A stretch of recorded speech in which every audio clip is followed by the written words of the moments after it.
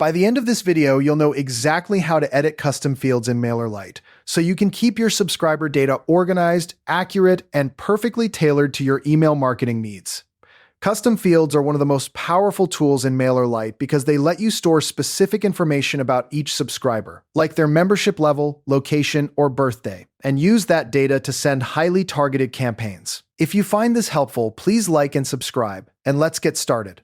First things first, you'll need to log in to your MailerLite account. Head over to the MailerLite website and enter your credentials just like you normally would. Once you're in, you'll land on your dashboard, which gives you a quick overview of your subscriber count, campaign performance, and recent activity.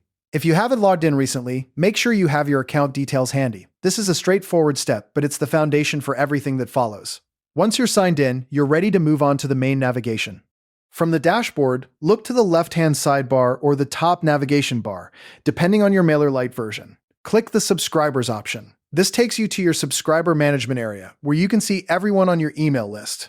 This section is the heart of your audience data, so you'll spend a lot of time here. If you have a large list, you can use the search bar or filters to find specific subscribers. But for now, we're focusing on the structure of your data, not individual people. Once you're in the subscribers area, look for a tab or link that says Fields or Custom Fields.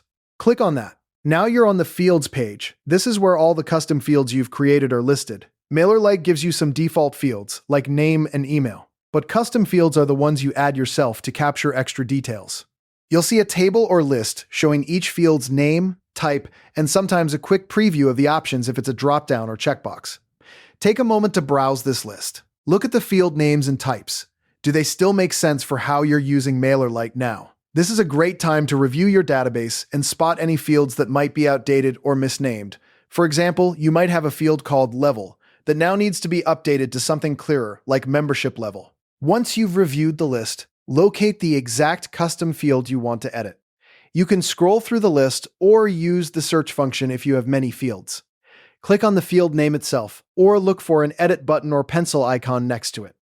The exact layout can vary slightly depending on your MailerLite plan or interface version, but the goal is the same. Open that field's editing screen. If you click the field name, you'll likely be taken straight to its settings page. This is where you can see all the details currently configured for that field. When you open the field, you'll see its current settings displayed clearly. Pay close attention to three key things: the field name, the field type, and the available options if it's a drop-down, checkbox, or similar. The field name is the label that appears when you're adding or editing a subscriber. The field type determines what kind of data it can hold, like text, number, date, or a selection from a list. The options are the predefined choices a subscriber can pick from. Understanding these settings is critical because changing them can affect how your existing data behaves. For instance, if you change a text field to a drop-down, you might lose the existing text entries, so tread carefully here. Now it's time to make your first edit. If you need to update the field name, simply click into the name box and type the new name. For example, you might change Level to Membership Level to be more descriptive. This is a simple change, but it can have a big impact on how easily you and your team understand the data at a glance. Best practice is to choose names that are clear, consistent, and avoid abbreviations whenever possible.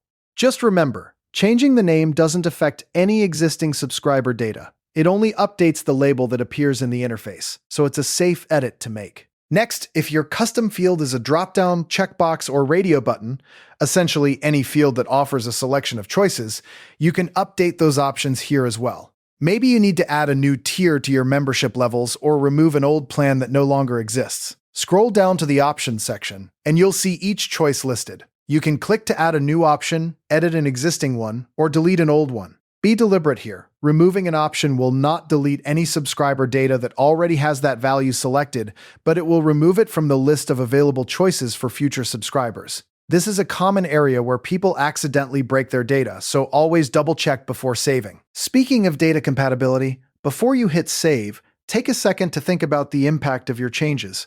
If you're only updating the field name or adding new drop-down options, you're in the clear. Existing subscriber data remains intact. However, if you're changing the field type from something like text to a drop-down, or if you're deleting options that subscribers are currently using, you could lose or confuse that data. MailerLite typically warns you if a change is destructive, but it's always better to be safe than sorry. If you're unsure, export a backup of your subscriber list first. That way, you can restore data if something goes wrong. When you're confident everything looks good, click the Save or Update Field button. MailerLite will process your changes and return you to the fields list. This is your confirmation that the edit was successful. Take a moment to look at the list again. Does the field name appear correctly now? Is it in the right order?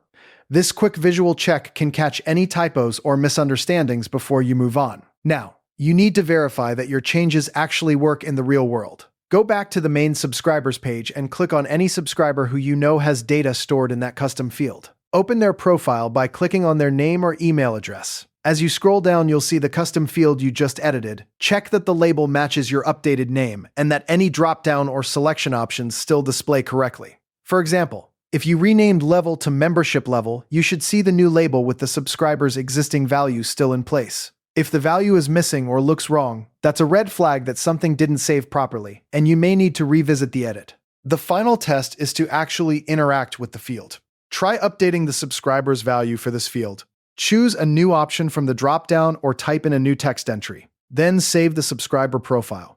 Go back in and confirm that the new value stuck. This ensures that the field is not only displaying correctly, but also accepting new data as expected. If everything works, you've successfully edited your custom field. And there you have it. You've just learned how to edit custom fields in MailerLite, keeping your subscriber data accurate, up-to-date, and perfectly aligned with your marketing goals. By maintaining clean and relevant custom fields, you'll be able to segment your audience more effectively and send emails that truly resonate. As a next step, consider reviewing all your other custom fields to make sure they still serve your current needs. If you found this tutorial useful, feel free to save this video so you can come back to it anytime you need to make edits in the future. Thanks for watching and happy emailing.